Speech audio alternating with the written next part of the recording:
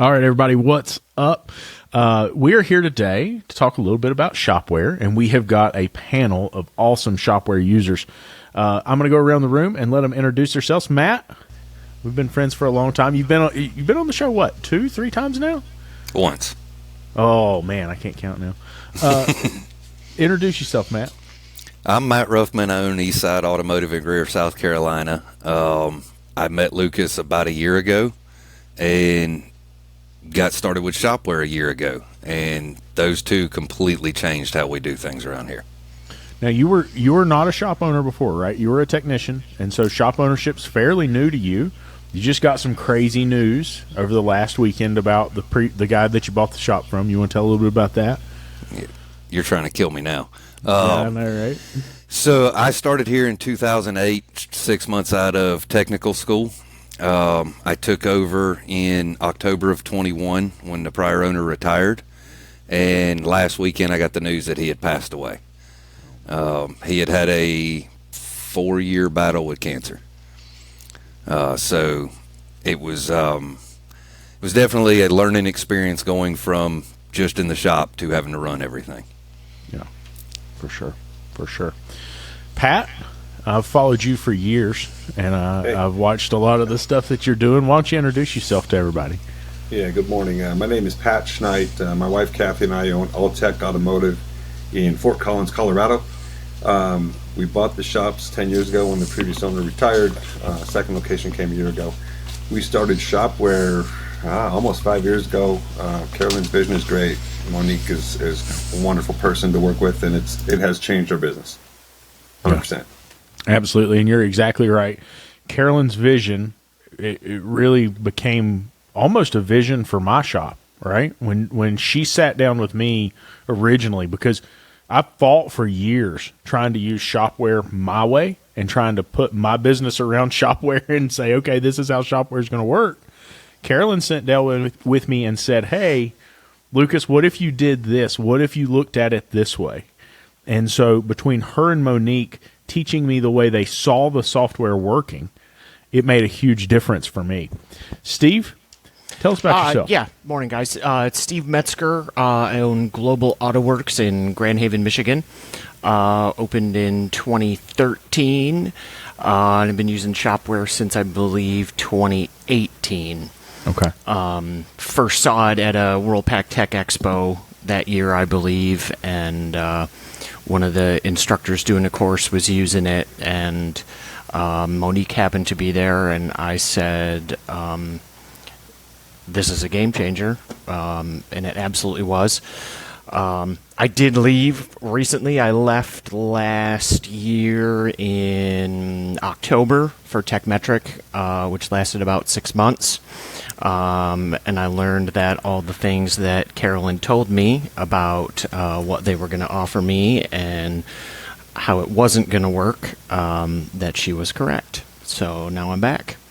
That's awesome, dude. We're glad to have you back in the family, right? And so I have been using Shopware. David is the one who turned me on to Shopware. I'm going to tell this really creepy story.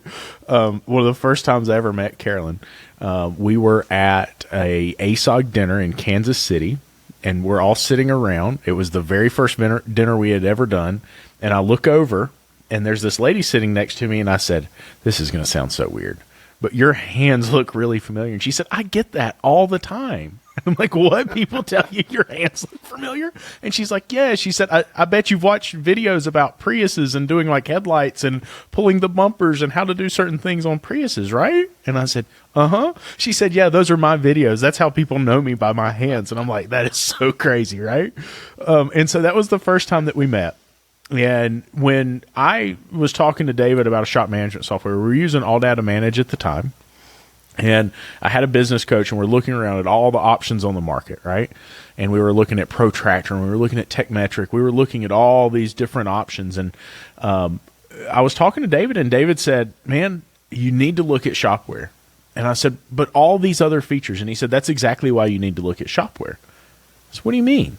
He said, because all of these other softwares are just putting the buttons in that everybody asks for.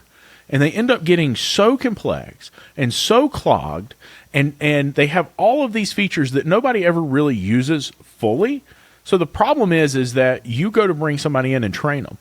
And now the training is massive to get them onboarded, and it's complex, and you have to teach them all these things. Whereas with Shopware, it is a simple user interface that they can get into and they can use. Now, what's crazy for me is that's continued beyond just the user interface that we as the shop see. That's continued into the client interface.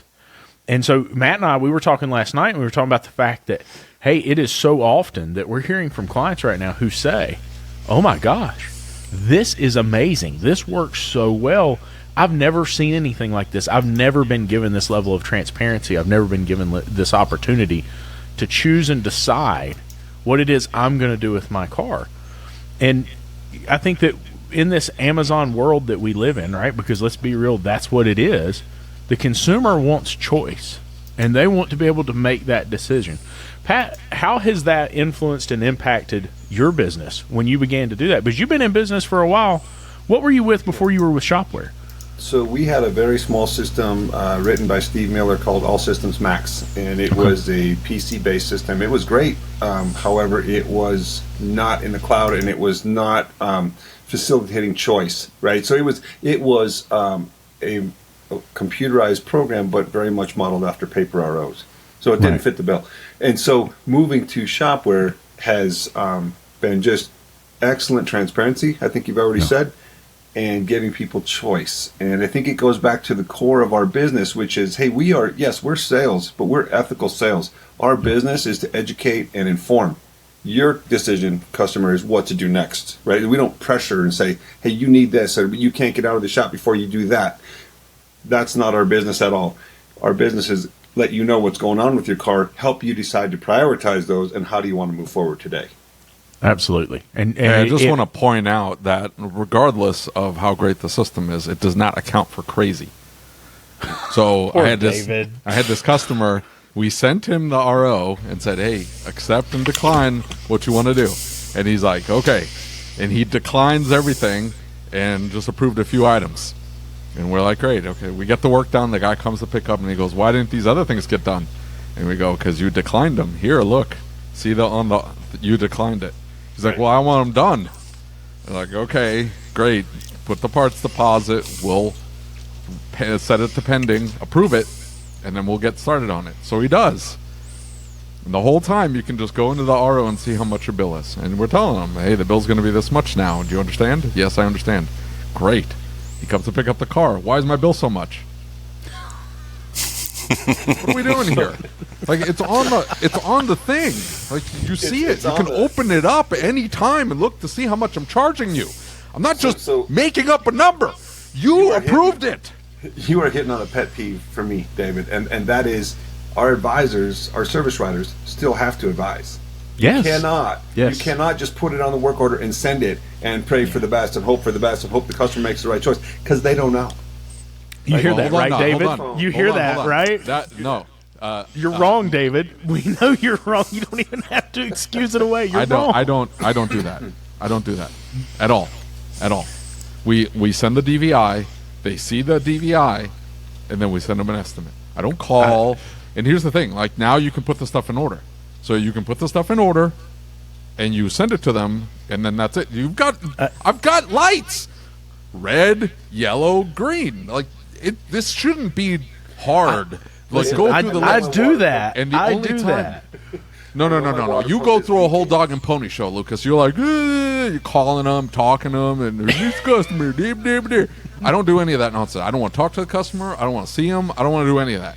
All I want to do is, here's what's the condition of the car. That's important. Here's the condition of the car. And you got to prep them. Like, that's true. So the advising is, hey, I'm going to send you a DVI. Look at the pictures, read the notes, and then I will send you an estimate that corresponds to the DVI. And then you choose what you want to do. Do you understand? Yes, I understand. And then you send them the whole thing, and then they pick and choose. The only time we'll call, Pat, because I don't care what Lucas has to say. I've already heard everything he has to say. The only time we'll call Pat is if they select something completely absurd.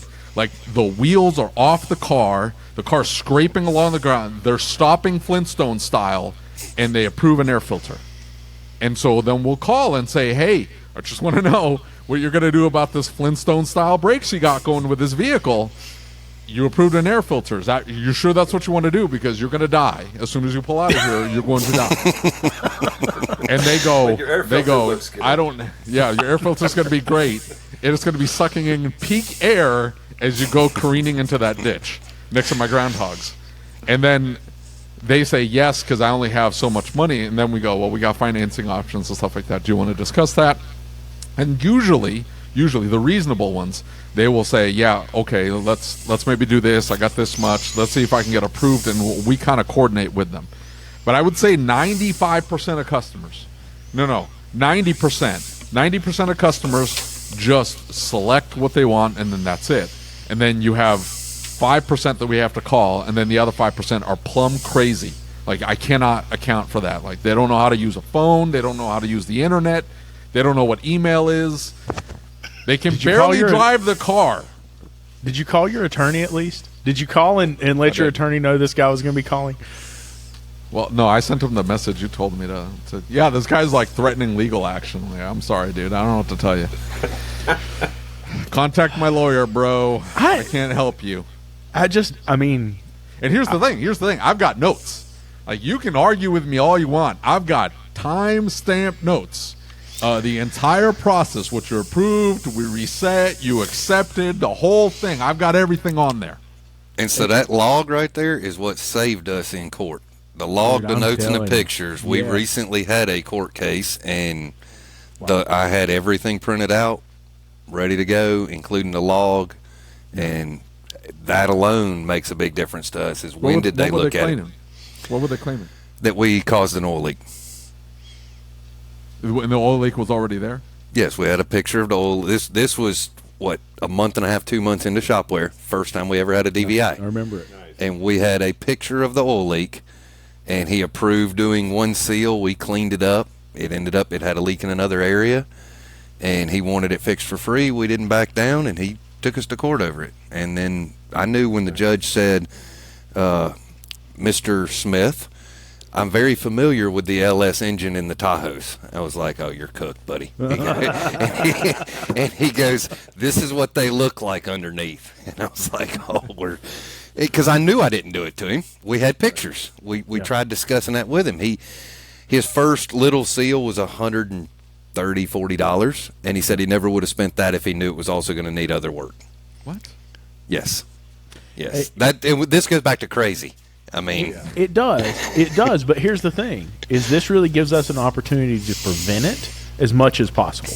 And I remember one of the conversations that I was having when we first set Shopware up. Monique said, "No. You don't decline the services unless it's absolutely required. They have to do it." And I'm like, "What do you mean?" And she said, no, they need to decline the services. You need to make sure they're declining the services so you can say if anything ever happens, no, I didn't do this. You did this. Just like in David's situation. You declined these services. You didn't want to do this. And I think that creates that other barrier between you and that legal system, man. When they look at that and they see the log and they see the images and they see your documentation and your notes, I tell my team all the time, our notes are not for the client. Our notes are for the court system. Our notes are for the expert witness. If anything ever happens, that they can say they did everything they could to do this the right way. They documented what they did. The customers don't read it. The customers don't read any of the notes. Yeah. And here's the thing: like, that's not necessarily a bad thing. That means that they trust you. The level of detail that you put into the notes and the amount of pictures that you put in there makes them feel comfortable about the whole process. And that's what we keep hearing. Yeah, so they feel comfortable with the process, and then they go, well, I don't need to check every little nuance of the repair because I see all the documentation that they have. We got to the point where we take the phone call recording. So we call them, advise them on, hey, you're going to die. Do you understand? Yes, I know, I understand I'm going to die. Okay, great. Just letting you know. We take the phone call recording and we upload it to Shopware and we put it in there as a file. Then it's in there forever. So in a year, when they're like, hey, we died, what the crap? Like, oh, we advised you that you were going to die. Yeah. You decided to decline the repair. Yeah, absolutely. And I've been taught from very early in fixing my business that if it's not on paper, it's a lie, right? And so Shopware gives you that ability to put it in and have it documented and have it in a way that it lines up with the story. Does that make sense? In other words, like as we're making the notes, as we're going through things, it's time stamped and it's configured in such a way as things are happening, we're keeping a living log of that experience with the client. And so it doesn't just work in our favor, right? It also works in the consumer's favor. Because now if we have a shop owner or we have a service advisor, we have a tech who's not doing it by the book, who didn't do the right thing, who didn't take care of the client, or who did something shady, guess what? It works in the client's favor too. This is not just a one-sided thing. This is working for both parties. Steve, when you switched, and I don't want to talk bad about the other provider, but when you switched, you came back. What were the key things that brought you back? No. I want to know why he switched. Like, what I kind of switched cockamamie because deal were they offering? it wasn't that, but nothing to do with money. I switched because there, as much as I love Shopware and as much as it's made my life easier, there are holes in it with the way that I use it. And I thought, after doing some research, that maybe TechMetric was going to be able to plug some of those perceived holes. Yeah. And it did, but as you guys outlined to begin with, it's a la carte. There's no flow to it, and that's where things really become problematic. The beauty of Shopware is the way that it flows for me. That's what makes the biggest difference. You always are aware of what, as an advisor or a technician, you're always acutely aware of what you're responsible for. So, the ROs coming in and out of your queue, going away when you're no longer responsible for it, that's a game changer. I'm happy to talk bad about the other guys, but I think that's a different podcast. But that became the bottom line for me was the flow aspect of things. So they don't have like an inbox and outgoing? Nope. Nope. You gotta be really careful. Like, there's a lot of shop management systems out there. The problem you see a lot of times is because it is due to the fact that they start tacking things on. Yep. Because people demand it. So, like, hey, we want a DVI. It's like, okay, well then slap it's DVI on there. It's like, whoa, hold on. Yeah. The DVI, now that Shopware's made a lot of changes to their DVI, now they have that DVX thing and the whole thing, which is great.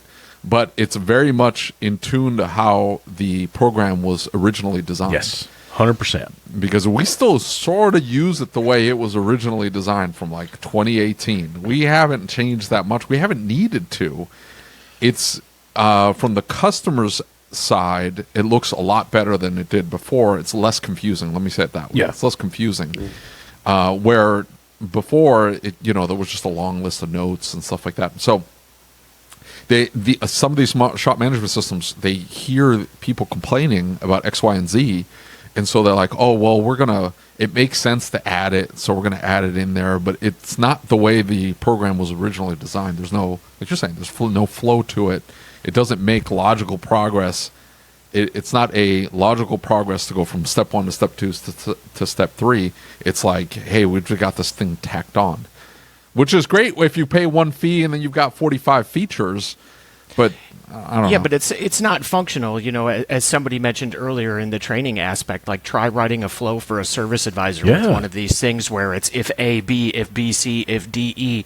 Exactly. It takes you 6 months to write it in the first place, whereas with Shopware, like if you look at it objectively and, take your blinders off for a second, the next step always makes sense. Dude, read the screen.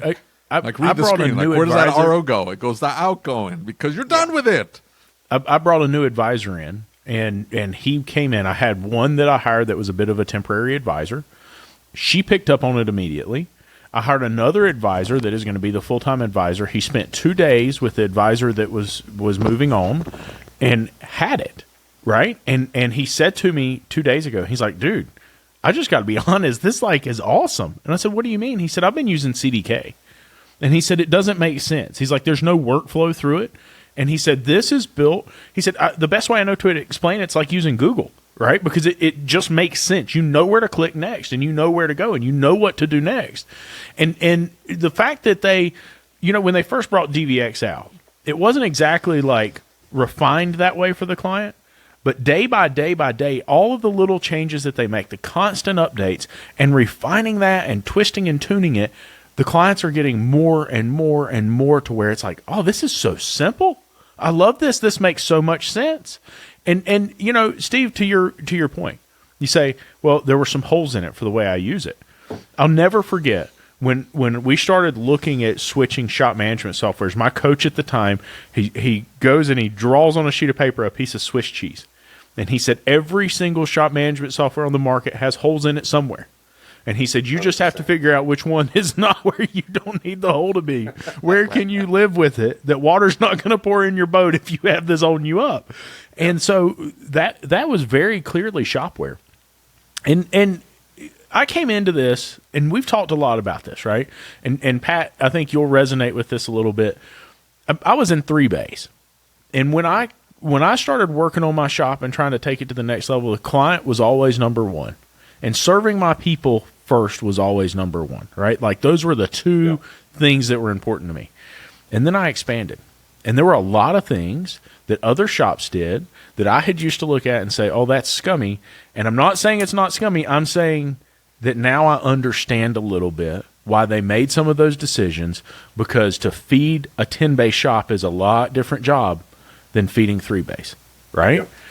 And so if it hadn't been for Carolyn sitting down with me and Monique sitting down with me and explaining, here's how we think this should work, here's what the client experience should be like, and here's why we believe this way, I wouldn't have had the workflow and the shop set up to maintain my ethics, morals, and values that were so important to me. It would have been really hard to progress into 10 bays if they hadn't worked with me to help develop that. And so I'm like super biased to Shopware for that, because they worked really hard to make my business what it is today. And I get they're just a shop management software, but like they went to work for me, and that was huge. Yeah, absolutely. I just can't express that enough. Steve, tell us a little bit about, because it sounds like you do things a little bit differently. Tell us about your client experience and how they see it. Oh, the clients love it. You know, I guess I kind of fall in between maybe David and some of the other guys. Like, I kind of believe that we train our customers, our clients. And so usually their first experience involves a phone call so we can go through the work order together so they can understand what they're looking at. Okay. Maybe on the second time, it's a much more brief phone call. Once you get to the third time plus that they're working with us, we're simply firing off that work order. We also sell probably 80% of our preventative maintenance before the vehicle ever rolls into the shop. We sell that via pre-approval or at the counter when they walk in the door. So the recent signature change to not having to capture it only at the beginning of the work order was a godsend for me. Yeah, for sure. I've been banging Carolyn about that for a long, long time. So I was happy to have that. So, I mean, they love it. I completely agree with all the points made of, the photos and the notes are generally for us, but, the way the DVX presents to the customer is 1,000 times better than it was when we began. And we still get comments on all the time about how easy and simple it is. But I find that our hours per RO goes up significantly when we kind of train the customers, take that initial interaction in order to show them how things are going to work. For sure. And then once they understand it, and like David, we probably have, 10% of people that are over 60 years old or something like that just can't functionally use the system like that. Yeah. But once they understand things and know what they're looking at, all the things that you've shown them, it makes all the difference. In the way that it's presented. Once the customers are properly trained in the system, they're simply ignoring the inspections, ignoring the notes, going to say, hey, these are the things we need in this order. This is my budget for today. These are the things that we're going through, and we proceed from there. I love that. And in some ways, that's very much how we work. And, one of the things that I have found about Shopware is that there's an aspect of that, and moving into 10 bays has taught me this. There is a speed aspect to this, especially with newer clients that demand the speed, right? Now, when I had 3 bays, I didn't need that much work to fill the shop. So I could have a very, very specific demographic that didn't require me to have people who needed their car back in the same day or who demanded this high level of care and attention to detail. And so when I got into 10 bays, I had to bring in a lot more new clients, and it meant that I had to like filter through some of the clients that weren't going to be my client, right? And I had worked through that in the old shop, so it was like this terrible experience. I'm not even going to lie about it. And so, you know, when you look at Tech App, and I think Matt's using Tech App, but when you look at Tech App, and you look at the fact that Shopware is not just about your external clients, it's about your internal clients too, it makes the workflow for the technician easier. And Tech App does that exact same thing. But it works for both sides because now the technician's more efficient and can move faster. Not only is he more efficient and moving faster, but now he's getting it to the advisor quicker, and the advisor can move quicker, so they have less stress. And now it's already transferred back over to the client so quick. And that's what makes it a difference in my approval ratings, right? Or my close ratios, is because when I go in and look at the data, because, you know, you've got the speed of service and analytics, and I can watch that and I can see where we're slow at. If we start building up a bunch of time in the advisor section or the admin section where we're building estimates and whatnot, that is when my profit begins to go down, my close ratios go down. I get into a spot because people want an answer and they want it approved right now. They just want the car fixed. I want my car back as soon as possible. Matt, have you tell us a little bit about your experience with Tech App. Have you noticed that speeding you up? Because you're really a two-man shop at this point. Yeah, so like for us, the advantage to Tech App, I find, is the way we get the pictures uploaded. Okay. I've done it both ways. I've used just the website on my phone. The pictures are a lot quicker. To me, it's easier to control the video uploads through Tech App. Because if you take the same, they say 30 seconds. I get about 23 before it won't take it. Okay. But if I do a 20-second video through my phone camera, it won't upload. So I don't know if it's controlling quality, but I do get a little bit more and a little better consistency out of using Tech App. And there are times where if I'm doing a lot of notes, I'll go put my notes in on a computer. But just the quick stuff, and once we figured out the swipes on it rather than having to open every one of them, there's not enough of a price there to not have it. Yeah. Even if you're going to blend it with a laptop like me, to me it is still worth having that option ready to go. Yeah, for sure. What has it done for the speed of service in your shop though? Because that was one of the things that we talked about a while back, because you had techs and I know you're kind of still looking at hiring one, but you moved away from having that tech. And one of the things I often hear, especially from smaller shops, is, I don't need a big software like that. I'm going to tell you something. The first few years of this business, I did it in QuickBooks. And I look back and I think, God, I had to look like an idiot, right? Because it just didn't work. They don't provide the analytics that we need in auto repair, and it doesn't provide the information tracking for the vehicle that you need in auto repair. So I don't care how small your shop is, you kind of need a shop management software that tracks that stuff. And if for no other reason, for liability reasons, right? Because I'm going to tell you what, one insurance claim, when the insurance looks at it and says, where's the VIN number? Where's the mileage? Where's the, right? And so we don't have that consistent process flow. Matt, what has it done for you speed-wise in your shop? Because you've definitely sped things up here recently. Oh, now that part's huge, even over where we came from. Now, our prior owner, it was paper and QuickBooks. I started with Mitchell, and the biggest thing I was looking for at the time was scheduling. I was tired of a paper scheduler when we switched, when I took over. And then the parts integration was really good for me.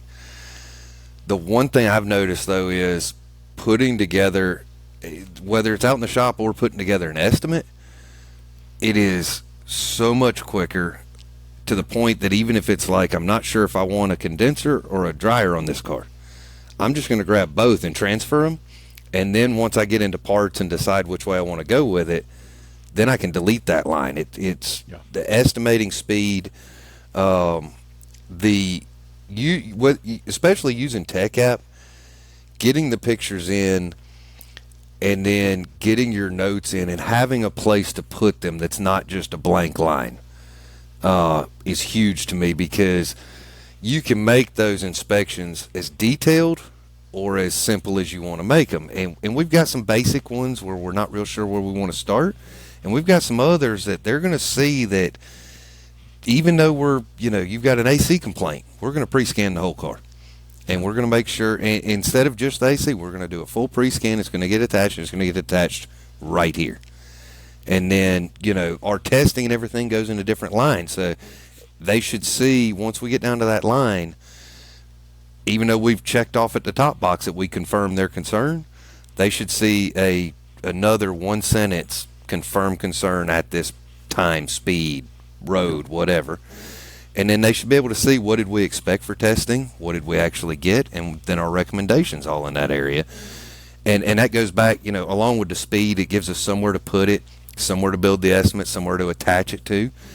Then that goes, once they get it, it's all right there. And we've had some, I've had ones that I don't know what any of that means. And I'm like, well, I gave you min and max, and I put down that thing, and it was out of range. Like, there's not much more way. But the biggest thing we've noticed is customers recently, especially coming,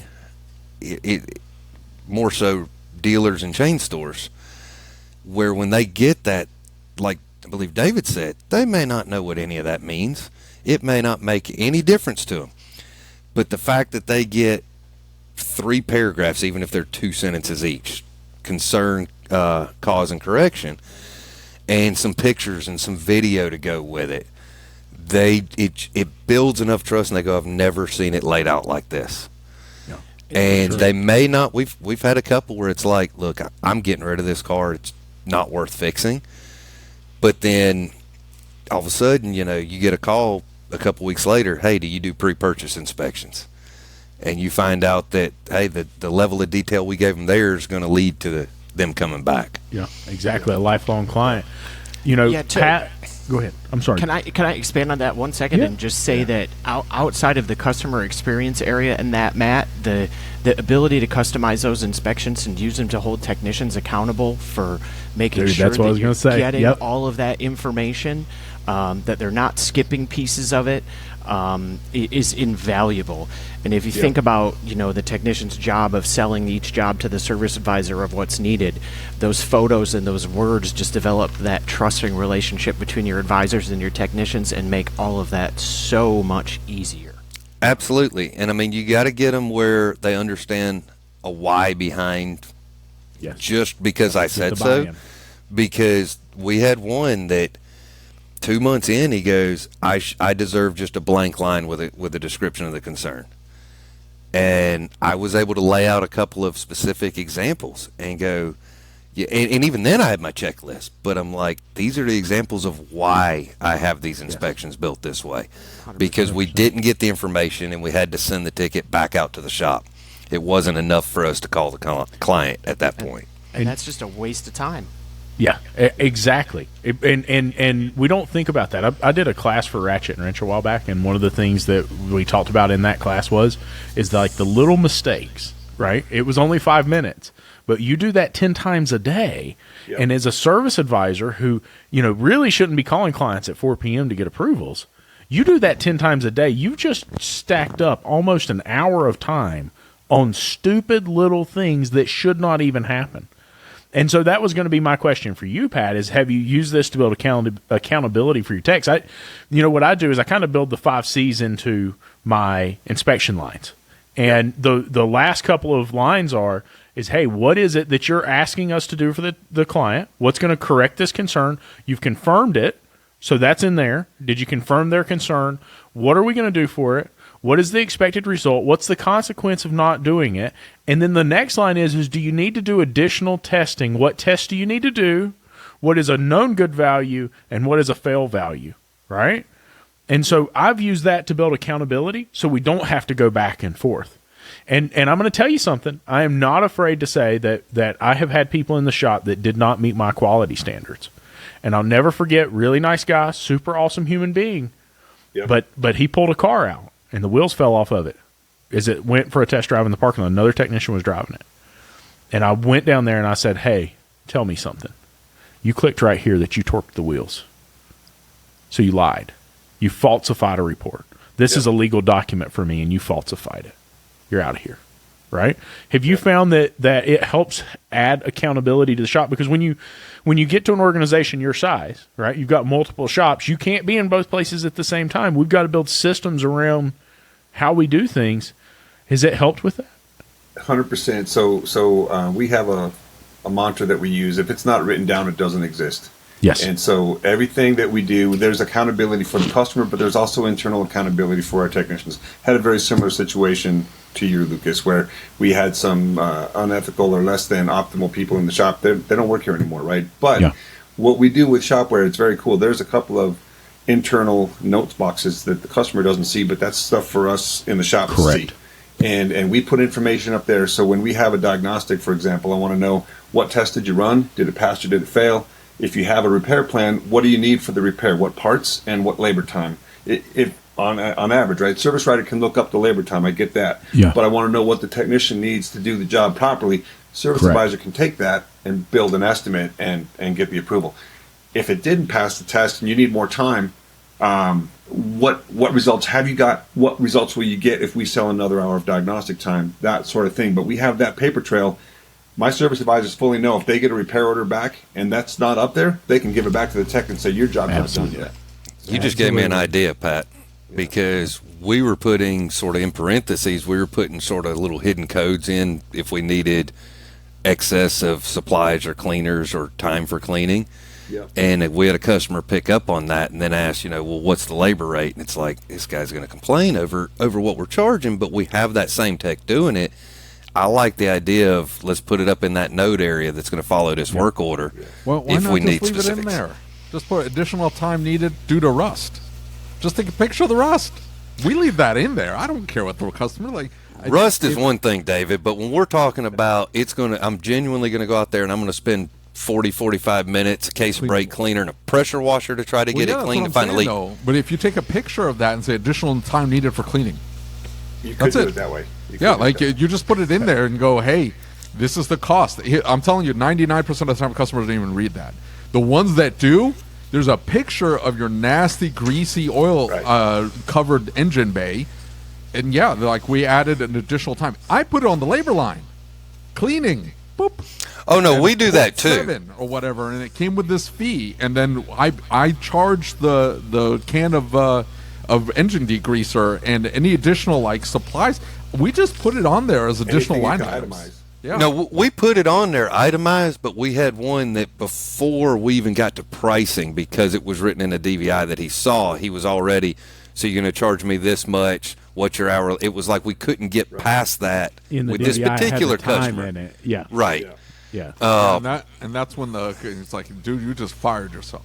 Dude, I don't know what to tell you. If I could, I got one that came today that actually picked up while we were in here. I need Lucas to come. I mean, you can't fire them all, but I need him to just. I'm not evicting anyone else. I'll trespass the next time, okay? I'm not doing the eviction thing. I just got to put this out there, too. David, you've been poking the bear, and we haven't met in person. So at the next industry event, I want to do a happy hour with you, because I'm trying to decide if you are, like, moving the conversation along, or this is really you, because you got some stuff this going is on. Really like, him. This is really him. And if you think this is bad, wait until he comes out of the men's restroom and says, "This guy just tried to shake my hand at the urinal." I mean, he just absolutely. I don't get that. I don't get different. that. That's a Lucas. That's a And Lucas the thing. best part is, though, I can, in the shop on a daily basis, I sound like David. Just why won't they do it this way? I'm not out here to get anybody. There's pictures, there's video. What other questions could they have? Like, I can get very much just and keep them out of my hair when I've got to be the one in the shop. I'll have some. But look, we have complained about the way that consumers are for long enough, in my opinion, in this industry, and so I guess the way I look at it is they don't show up at McDonald's and complain. They don't get on Amazon's website and complain about. They bust out in fights. What are you talking about? They bust out in fights. Well, I mean, there's old videos of it. Very, very busy, right? They have so many inboxes, all the social media, they got kids, they got elders, they got all this stuff going on. They don't want to worry about all these details about the car. They want you to handle it. And look, when you look at Amazon, the reason they might say that's expensive or I don't like that, but the reason is that they're so willing to use it is because it's choice. They go on and they click what they want and they say yes or they say no, right? And now it's their decision to do that. And I think the way that Shopware has been designed really is about providing them that common ground, that feeling that I'm in control of this. And they are in control. We build our processes, policies, and procedures into Shopware. And the way we write our estimates, that is our side. And we set our boundaries within those policies, processes, and procedures. And then we give them the options that we can provide them. And it's their choice to make, right? And so I think that's why Shopware works so well. And the other thing is it's so clean and it is so efficient. The way that the consumer sees it, it just makes sense to them. When they go in and they start making decisions, it makes sense. They see all the information they need in one place. They can approve and decline in one place. It just works. Now, I'm going to tell you something. Steve, you were talking about signatures. I have learned my lesson. I have been doing this long enough now. I have got people who will call back and say, I don't feel comfortable signing this. I'm sorry, I don't think we should be doing business together. Bye. I did that for one. I had one that got very frustrated. My advisor's name is David. And David come out and got me, and he's like, hey, man, this is what he said. He started interrupting me. And I said, he's got to sign it. I said, do you want me to handle it or you? And he goes, I'll be on. And it takes a lot to get him upset. He goes, I'm pretty frustrated with the way he kept interrupting me and talking down to me. And I called him up. I said, Mr. Smith again. Mr. Smith, I'm sorry. We're not going to be able to work on the car. This is what we do. I know things have changed a little bit, but we've made changes to try to be better all around. I said, we're open 7:30 to 5. You're welcome to pick your car up during business hours. That customer called the next day, apologized to David, had signed it overnight. And we saw he signed it, and I was like, I don't know. I mean, I don't know. And when he called and apologized, and ever since then, no issues. His car's in here today. And he dropped off before hours. We sent him the link. He signed it. We started job. We're good to go. And it's just, he was older, and he'd been coming here for a long time since we were paper and QuickBooks. And it was just about trying to explain that even though I trusted him to run it the old way, and to do that, we wanted to create consistency within the shop also. That we're not going to, I hate to put it quite like this, but we're not going to give in because it's going to create bad habits. Well, I'll let this one go and I'll let that one go. So it's just, this is what we're going to do, and we're going to do it like this every time. Yeah. It creates accountability on both sides for the shop and the customer. And sometimes, I'm not saying that happened in this case, but a lot of times you'll see customers come in and they don't want to sign or they don't want to do it because they want to be able to, hey, when I come pick up my car, I want to be able to negotiate a new price. I know I approved $950, but I'm going to come in and offer $900 and see if you take it. It's like, no. It doesn't work that way. The number's on the ticket. You approve that. You sign the thing. That's what we're going to charge you. That's it. Unless we call you. Unless we call you and you approve a new number, this is what you're going to pay. That's it. Yeah. Well, and I've been through that here recently where a client demanded that we wouldn't drive his vehicle and we would do this and not that, and we would do that and not this, and came in and began to dictate the process. And so I pulled up the repair order, right? And the way that I work is I have screens up front. Most everything they're sent the night before with their estimates, so they're usually approved by the time they arrive. And we don't do anything except for walk out with the tablet and go over the car with them and take the pictures, talk about what we see, right? And really soon we're going to be working into where the advisor can do the pre-scan and put it on the ticket when they go out to the car. But this guy was just absolutely adamant.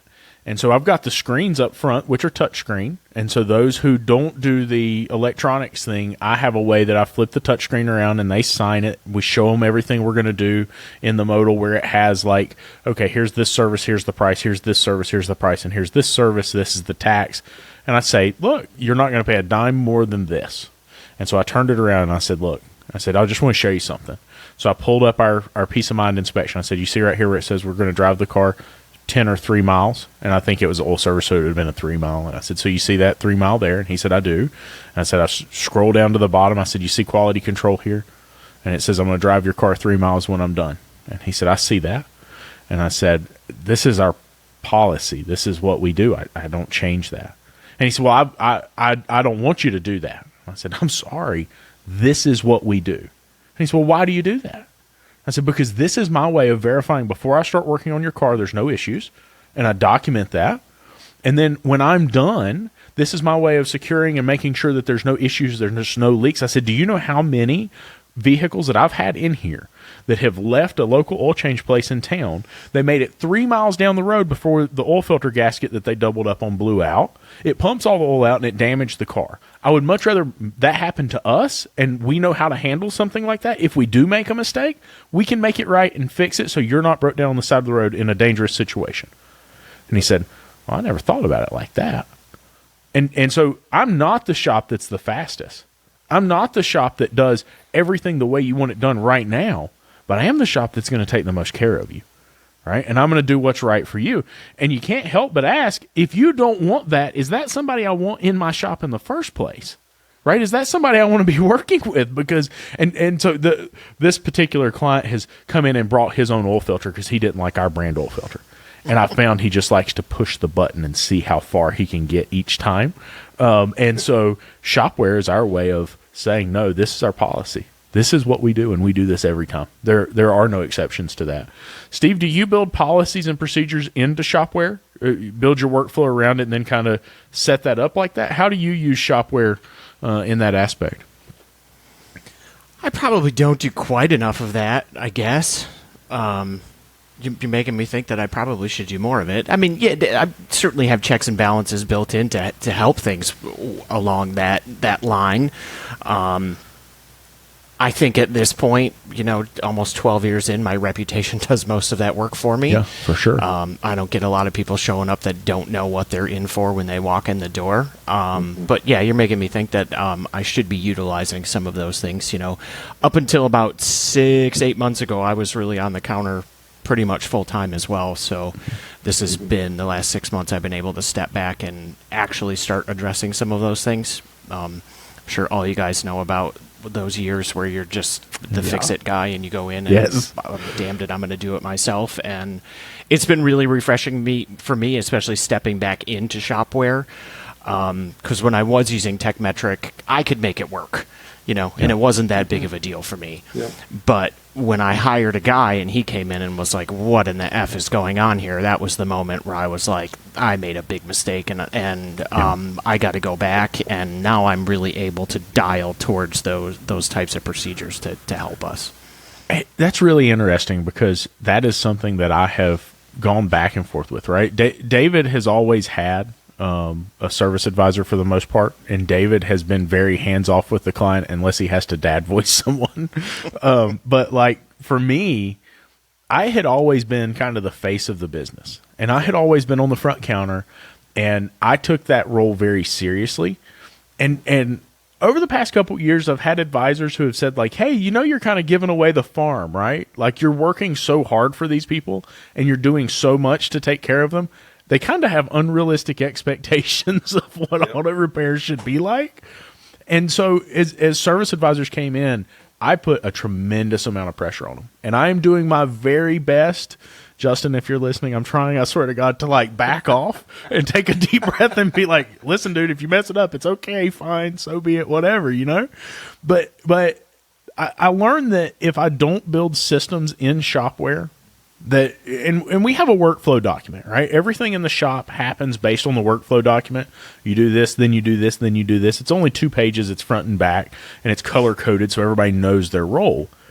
But everything in it, so the way the document came to be, and I've told this story before, but the way the document came to be is my coach at the time and Carolyn and I sat down over a weekend, and she said, here's how I envision Shopware working. Here's what I thought. When we were talking with the developers and we said, we want to do this and we want to do this, this is the way I saw it working. And so then I went in and I built inspections and I built canned jobs that were put on every ticket. And it was designed to where, hey, listen, the advisor can't take liberty with this. Now, if it hadn't been for that, when I started hiring advisors, man, I have a feeling I would have been in a mess. And I have caught myself over the past couple of months.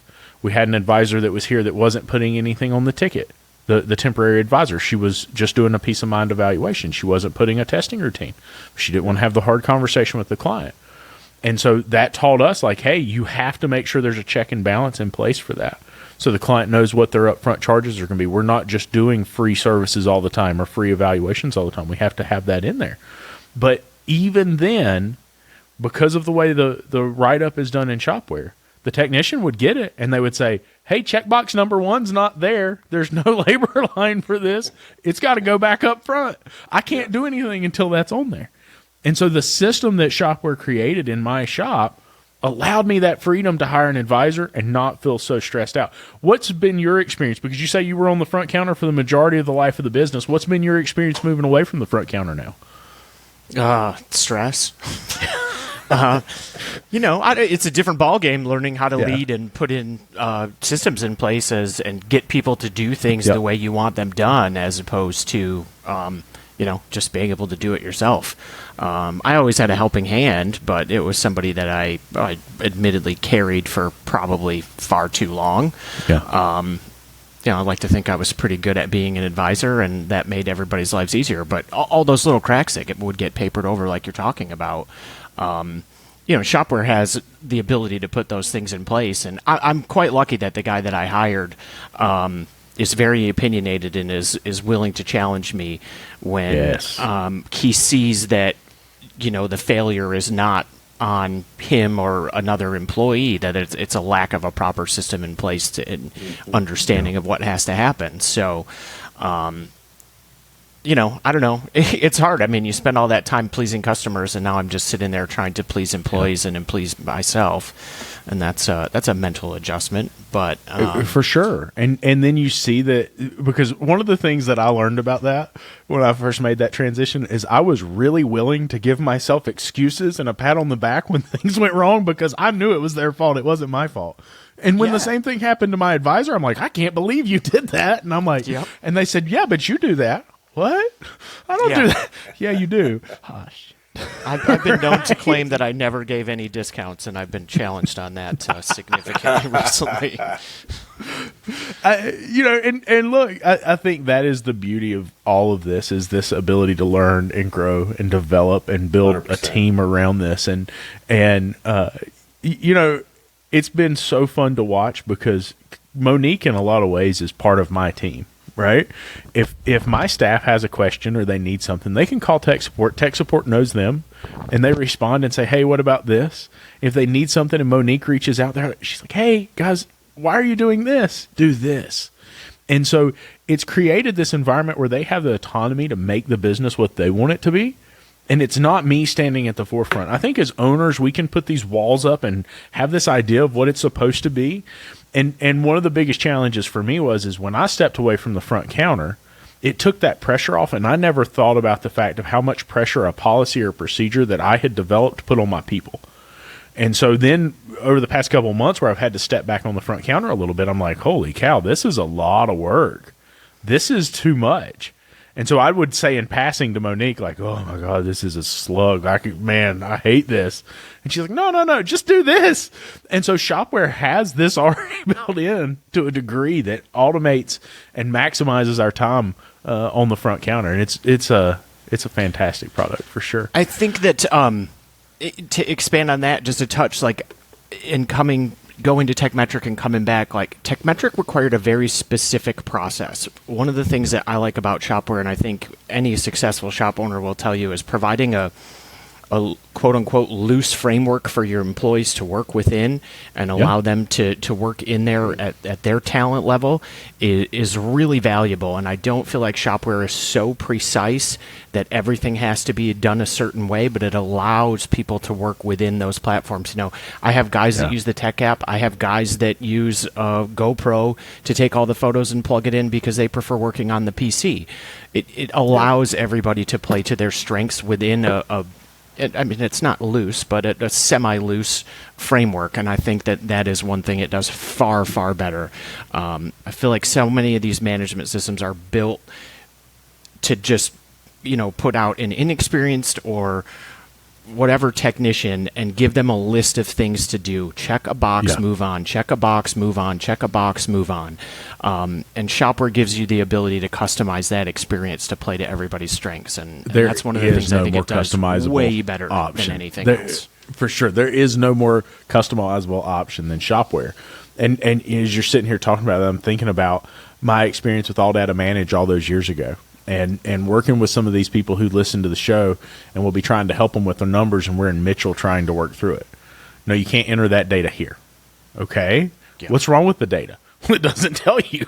No, you can't do this. No, tab, you can't tab. You have to do this. and it's like, you don't think about the fact that little complexity is 5 seconds here and 5 seconds there and 5 seconds there. And, you know, as I talk, right? Like, yeah, no, right? And that was one of the things that when I was talking to her about the development process is like, hey, every single click matters. And how far you have to move your mouse just to click. And does tab work when it's supposed to matters. And that is something that I had never thought about, a user experience from that aspect, right? I just thought I clicked the button and it works. No, there's a lot that goes into making sure that button works and it goes where it's supposed to. And you know, look, I've had to coach Matt through, you know, even the basics of turning on his computer, and he got it. So Somehow you still let him buy a Mac. I didn't. This was not my idea. I didn't know it was in there. It's probably one of those like big round boxes that's got the tapered back on it from like 1995. No, Yeah, you got the little blue thing hanging out the backside so you can see in it. That's what it is. Yeah. Well, I mean, I know that's a lie because Apple shuts those suckers off remotely. They're like, hey, you didn't buy 2017 and older, off. Click. And they never work again. Look, y'all can keep this up, but I've been saying to people for a while that I feel like, personally, from being in the groups and listening to everybody, that right now, tech and Shopware to Apple and Android, they're kind of the two big to fight with each other. But, you know, y'all can trash on Apple all you want, but then again, that's what I call Shopware around here, so because it just works. Android, every time I've had it, you know, you want to send a picture to somebody, it's going to come out grainy. You can't send a video that looks normal. Let me just explain. I have an Android That's just Apple's so fault. Matt doesn't That's know if Apple. I got a text message. I get so angry people that tell me this. Like, everything looks grainy. That's Apple's fault. They intentionally make it grainy so you have, hey, you should be getting this stuff from another iPhone user. No, because I switched to Android one time and it still looked like trash to me. Don't you wear glasses? You weren't wearing your I'm glasses. supposed to. No, that answers the question. now we're getting personal. That's it. No, we listen. I will dig into this a little bit. We had some really personal discussions with Matt a while back, and we sat at ASTA at the expo, and Matt kind of poured it out. Man, and Pat, you know this, and Steve, I bet you know this too. Being a really good technician does not make you a really good business owner. Oh, heck yeah. And so one night Matt called me and he said, it has been, I don't know, 6 months basically since I've seen my kids before they went to bed. Yeah. And I said, dude, That's rough. It was 40. Well, I went 42 days straight last summer, weekends and all, doing 12 to 14-hour days. Yeah, And that's not sustainable. And I will say this. I told Lucas this yesterday. I have a coach. I started with one. We didn't always mesh the best. So I found another one that I really like. And we're moving somewhere now. And he's got some different ideas than Lucas. And so at some point we could have a discussion where I felt like I'd be able to hold my own as to why I might do something different. Yeah. Which is very different. But even when I brought up one of the things Lucas said to me, I sent it to that coach, and at first he was like, I agree with probably 2/3 of this. And I said, well, we'd had a lot of other talks. This is a little out of context. And I sent him the video from that, and he watched it, and he goes, okay, it makes more sense. I at least see where he was coming from with what he was telling you. And I told him, I said, you don't have to agree with the way he does everything. And he's first say there's 100 ways to skin a cat. Yep. Like, we can all find a way it's going to work for us in the business. I said, but no matter what happens where I end up, and me and Lucas could wind up with totally opposite ways to run a business as long as they're both ethical. And I would still have to appreciate and thank him, because if it wasn't for finding one video short And I do remember what it was now. Y'all were reacting to Flat Rate Master getting fired. That's how I found y'all, Lucas. Yep, I remember that. I remember that. And then I found a podcast. That led me to ASOG. Lucas is telling me you can't afford not to go to ASTE last year, ASTA this year. If it wasn't for that one chance video, it would have taken something similar for me to have gotten out of the rut I was in. I had never heard of the Vision, AST tools. I'd never heard of any of that before. Didn't know a thing about business coaching, so I wouldn't have known to look for it unless I stumbled across something. Yeah. So even if we do take a different path or approach to things, if it wasn't for that sort of chance encounter, I'd be on Mitchell today and still beating my head against the wall working 7 days a week. Dude, okay, I'm telling you, so here's the commercial. That's why it's called Changing the Industry podcast. Mm-hmm. It's uplifting the industry, and we do that for each other with the nuggets that we share in experiences like this. Yeah. Amen. Absolutely. And you know, that's what this is all about for us. You know, we call it the changing the industry, but we're not the change of the industry. The industry is its own change. Mm-hmm. And this group of people that have followed in and become part of the group and become part of the network, the group of Shopware users that we all are, and being able to call one another and ask for help and depend on one another to give input and give different perspectives is what's making this industry a better place. You know, we've lost a lot of shop owners to some really hard things, and we've seen a lot of stuff happen. And I think it is too far for us to continue to be divided anymore. And I think regardless if we all agree on everything or not, we need to work together to make this industry a better place. Mm-hmm. And you know, I know we're here talking about Shopware. I'm going to tell you, one of the reasons that David and I so heavily get behind Shopware and we believe in it with our entire heart is because Carolyn, when she built this, it was about saying, okay, this industry is broken and clients see it. How can I take something and make it better for the client? What can I do to make this a better experience for them? What can I contribute? Right? And she has literally said those words to me before. What can I contribute to our industry? Because I want to leave it a better place than I came into it as. Yeah. And a holistic vision of something like that is earth-shattering, right? Because it wasn't about the money. It wasn't about the name of the you know, having the accolades and all that. It was about creating something that made the industry a better place for her. And so that's why I buy in wholeheartedly. I really do. I think that I forget, being with Shopware for so long, that's kind of an afterthought to me at this point, how easy it is to be ethical when you're using Shopware 100%. Compared to where I came from with Mitchell.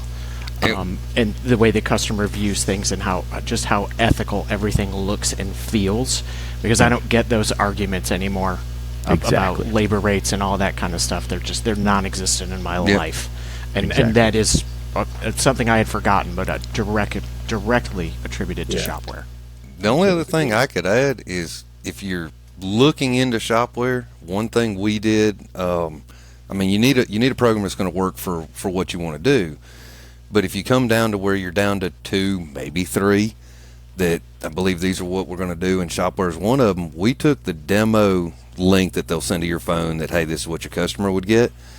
We took that one in TechMetric, and we showed 15 customers as they were checking out. We said, hey, we're looking at some new systems. They'll pick Shopware every time, baby. All of them picked Shopware. And the one big reason was the price and recommendation were attached to the same note line. They didn't have to look in 2 different places. Yeah. And that was the one thing they all picked. Thank you for being here, guys. Appreciate it. Thank you. Thanks for having us.